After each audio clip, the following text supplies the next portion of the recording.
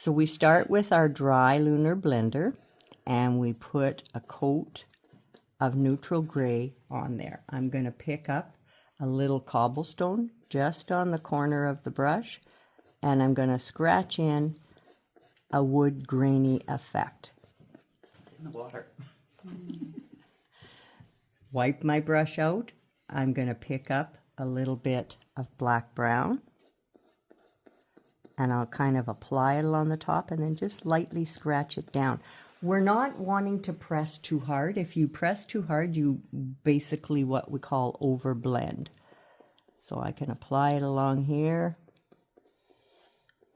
and chisel it up. We will be shading to strengthen these afterwards, these areas. But you see how that creates a shadow already, right? And if you want to add any light in that area, now you're referring to your photos all the time. So if you want it to get any lighter in there, you can pick up a little bit of the sand and just lightly scratch in a couple of lighter ones. Now, in reality, the lightest areas would be these guys out in the front. So I'm not too concerned about having too much light in the background. So we're going to continue. We're going to do this little one that is a continual of that. Then we will do these two on top of it. You'll do this gray one back here, and this one here, don't worry about getting on the bird, and this right here. You most likely have your post already base coated all the way through. Anyway, so we're going to chisel this one, and down here is the same. And again, this guy coming from the side. All the neutral gray ones, we will do this same way right now. Okay. All right? Okay, I have to do.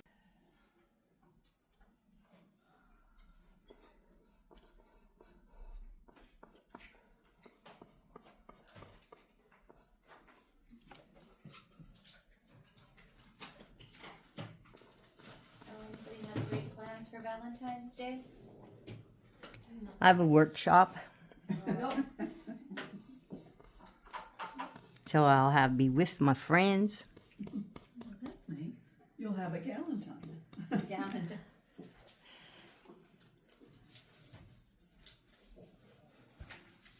Yeah, we got nothing planned either.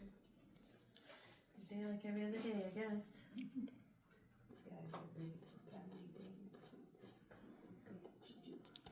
I guess Nick. Coming weekend, eh? Yeah. Family day, yeah. We might have the kids on Sunday over for chili and stuff like that. We'll see. We'll see. We kind of plan at the last minute. See if they plan anything first. And if not, well, we kick in. Wow.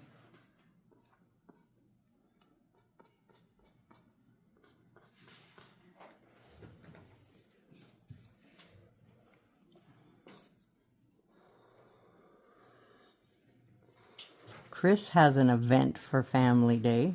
What does he do? Chris is there across from Muddy's. They invite all their family and employees and their families and neighbors and their families, and they have a caterer coming in with like a food truck, Chris, kind of thing. Well, we're getting catered from a guy in Nazilville. Something new this time. We're trying something new. So they've usually had like burgers and... No burgers. Chili, Oh, okay. chili dog, wings, stuff like that. Easy finger food. Oh, yeah, that's a good time to do that. Yeah. And then they have her husband, they own M&G Fencing. So he has built a great big hill, pushed all kinds of snow up there to make it Sliding. accessible for sliding. So then all the kids can slide, and then they have snowmobiles and all the... Tractor and pulling Nice. fire and the whole shebang. And they usually end up with about well, they think this year it's going to be about 200. No, about 150, 125. Oh, I thought your daughter thought 200. No, 150, 125. That's still pretty massive. I was just thinking, once it's past People, 100, yeah. it's all the same.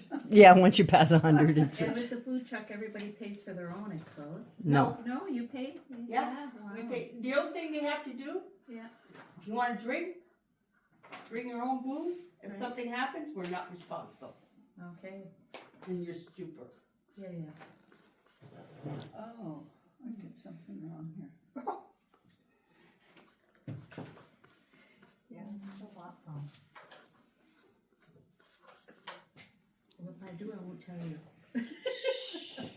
I'm not telling anyone. Maybe I missed putting a line in here. Well, it's going to get shaded. No, I'll show you what I mean when I open it. Oh, excuse me. I've got crooked boards. It's an It was old, made with scraps. it's weathered. Yes, yes. Yeah, It was mine's made crooked. with scraps. I thought you had it all. I didn't, so I videoed all that. Okay, guys, so what we're going to do here is we wet coat in cobblestone. So you're always wet coating in your base coat. I'm just going to come right through here. This pillar is going to come up afterwards a little bit. But it's like I said before, if you get in the edge of something, it doesn't matter. And it's a bigger brush. Nope, it's still the 3/8. And then this down in here is that same piece. Now I'm a little bit up on the top there.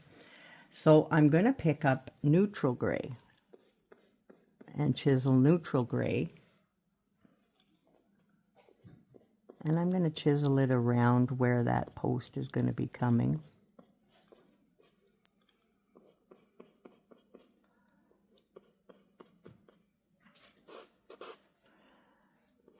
And neutral gray would come from there.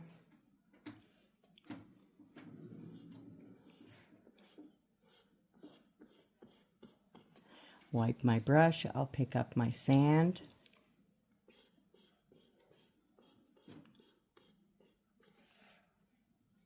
Sand is my little bit of light. Now everything is getting shaded later with the black brown. So you're going to have this strengthened. So you're not concerned that neutral gray is not as dark as that. It's just darker than what you're using right now. Okay, so it's the dark out of them. Pardon me. And that's how we clean up the edge on the top of those pieces. So we just scratch our highlight in the middle of this. And that's good. So that's my highlight put in, that's my dark put in, and then I would end up doing these ones that come down. This is the top facer board on our piece. So we're going to end up with, I had a pencil in my hand. Did anybody see my red pencil? Oh. See that? Like that's going to go at that angle. You'll see that in your colored picture. So when you're doing this top board, you'll go this way, and this one will go this way. All right. So even though there's no line there right now, you do see it in your picture for that you're guiding to chisel along with.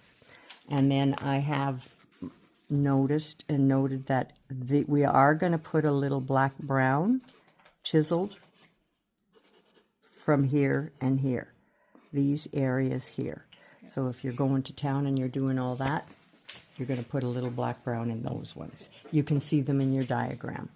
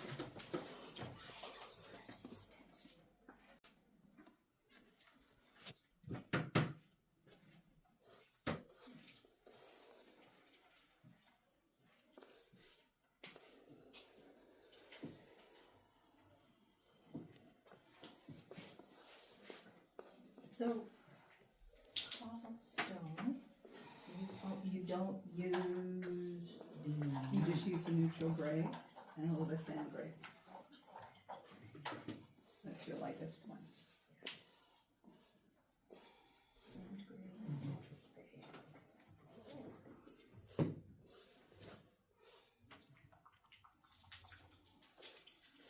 what you, We're going to be following the second diagram. This is our shading. So you can see all the places that it's shaded darker. Now, I did transfer my bird on here, but that doesn't matter if you have your bird transferred on or not. Once you put your bird on, you'll shade on either side of it. It's no big deal. So, like I say, the big main areas that we're going to be shading, and always put out some fresh paint now. So we're going to be using our black brown mix. We're going to be shading with that. I've got a mess here. Thank you. Ugh, look what I just did. You take that too. Oh yeah, saliva. Spit's the best it's, remover. it's good for blending. Yeah. So we're going to side load. I'm going to shade, pick up, side load, blend, blend, blend. The big key is blending enough. Now, if you look at your picture, the best thing to do is to detail where the edge of that board comes. You know, you see that? Oh, wow. And then there's shading here.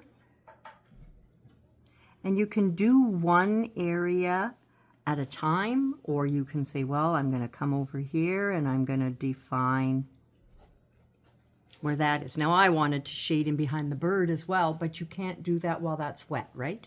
So we always allow places to dry before you go back in. There's no point going and drying and doing all that. We have a million places here that we need to shade. So we will shade nice and dark. And I'm not pressing hard. That's the big key.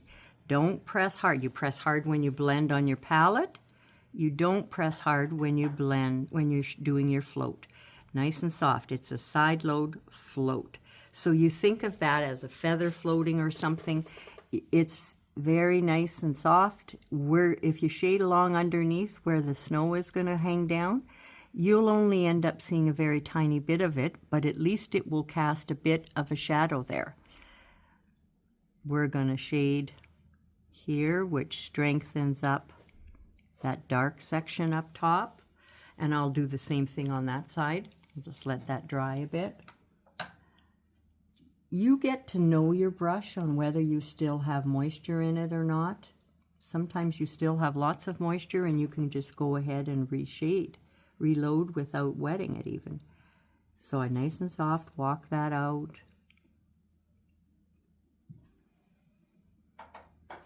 Do you see how that creates all these different depth? And I'm not concerned if I get any where my bird's going to be. Flip my brush over, paint towards the bird, walk my way out. I can put a shadow up under that snow. And like I say, once we stipple the snow down on this, it's going to be nice and soft, and you're not really going to notice that dark shadow very much. So I've got some more shadows to put here. You're going to follow your diagram. You can see, like, you see how nice and strong the shadow is right here. That is going to define that piece.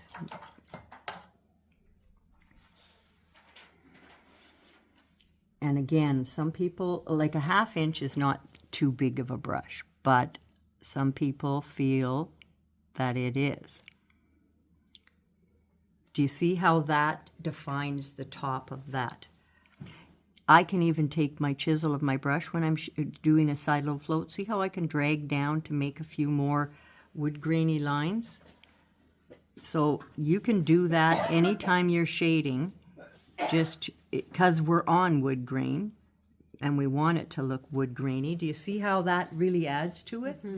So you don't have to be, you know, which is an after the fact, but like when we're saying, oh, that's okay, you don't have to worry so much about, don't stress about that.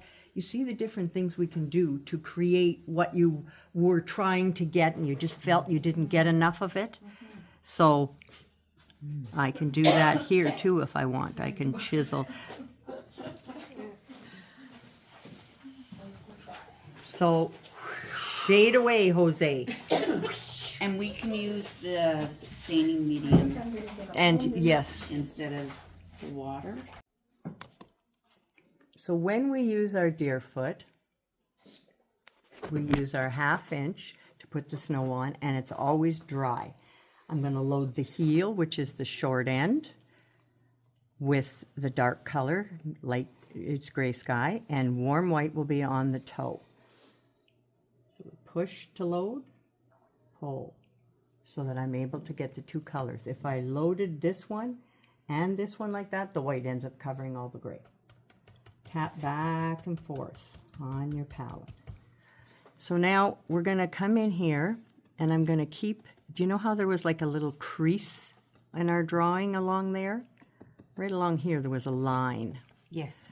And then I think it was down here again. So these are just kind of like the next layer would come from there. So we stipple the white, and you see that it ends up getting a little bit fuzzy off the edge. That's what we like. We like the look of nice, freshly, fluffy snow. Unless it's in our driveway, then we don't like the look of that fluffy, fresh snow. And you can cover your lines at that point if you have any lines that you didn't meet with your base coating. Always try to get there with your base coating. So I'm going to put a bit more white, come back with it. I don't want it so gray. And when I'm going back and I'm just picking up more white on the toe and I'm coming back with white and I'm bringing it back in, I don't have to bring it everywhere. Like, see, I don't have to follow that complete line. I'm just tapping in a bit more white. And then we start again. I got the brush still with lots of paint in it. And there's another line that we have where it folds and goes over the front of the house. So we'll have a little bit of a shadow there. We will be smudging a bit of a shadow later on here. So you will see what I mean in another step. So if you feel like, oh, I'm not getting that look of that line there, don't panic about it. We are going to add a bit more. And when you go to do the snow down here, you're going to switch to your 1/4 inch Deerfoot, of course. But the bigger and fluffier we can get this, if you don't have a 1/2 inch, you could go with a 3/8. And remember, I turn the brush around because I want white, little bits of white fluffy over the edge. And I work until I don't see this. So if I did this and I still see that line there, do you see? You know, you're going to tap but your way back until you blend that bit of a line in. I do want little light fluffies. So I pick up more, and if I just work it in on the palette, in that same area, it gets me enough gray on that brush that I don't have to get a ton. And I can tap the fresh paint here, and as I get a little less on my brush, I can come in and add a little bit of the fluffy off the edge. So this is how we're going to get our snow stippled on. So we will work through and we will do that on the whole roof. And then switch to our 1/4 inch to do down below. So we're going to start our needles. I'm going to use a 5/8 flat. So that's not quite, it's about probably about a 14 or a 16. So I'm going to double load with plantation pine and black green. And we would, now I've drawn these on here, but I'm going to need them to be a bit longer. So we start at the end of our needle or our branch. And it's absolutely fun and easy. And what I want you to see is that I'm going to take, I've got a lot of moisture in my brush right now. I'm just going to blot it on a paper towel. That'll help. My towel's getting crusty over here, so it's not blotting nicely. Okay, so you see how transparent those ones are. If your brush isn't wet, they won't be. So I start down here and I'm sliding, but you see that I slide in the middle as well. You don't want to go like that. That seems to be the thing our brain says, one on one side, one on the other.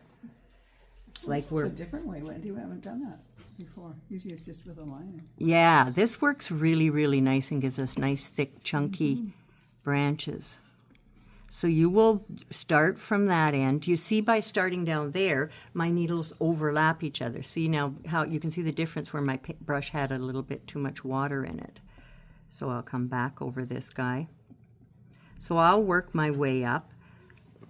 And rather than make you sit here and watch all that, now I'm going to dip the plantation pine part of my brush into celery, and I'll put a little more plantation pine on the black green. So it's always on the light. So and I'm just going to come through here and highlight a few. So I'm not doing a complete of everything. It's just a highlight of a few.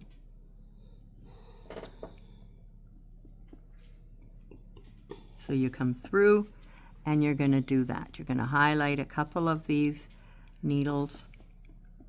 And you would be doing all of them. You've got them coming from over here. So I'm just going to show where I'm talking about. So you've, not under the camera, I'm not. Anyway, so we're going to go through, we're going to continue with these. I'm going to probably have another one cross over here because I don't want them to be too long. I want them to look like the Grinch's fingers. So we'll go through, we'll do that, and then we pick up white. Oh, you have it here. White? Oh, that's... You have it here. Oh, that's not white anyway, so Okay. let's go over here. Thank you, Melissa. All right, so now you see these branches. When I'm pointing over there to these branches, I'm referring to in our photo, you see the white on them. So I come back and I'm just gently adding it. We don't need absolutely every little needle I know, it's just amazing. to have. Yeah, like see how pretty and how soft it is? You just go through, make sure you have white. See, as I go, it's blending in and it's becoming a green, right? And I don't want the minty green, I do want the white. So I come through, but the important thing is not one side, it's working our way all the way across so that we are having some needles, because the needles come out all the way around the branch. So that's going to give you more of that look. Now I'm going to bring another branch coming across that would cross over. I know, I was thinking the You same know? thing. And flatten your brush to the chisel as often as you can, because that's what brings it. If I was to press harder here, if I press too hard, do you see what I get? I want to flatten my brush to the chisel so that I'm going to get, I'm not pressing. And they're nice, easy. You'll enjoy doing these. So this one we'll put in later? Very nice. So, and then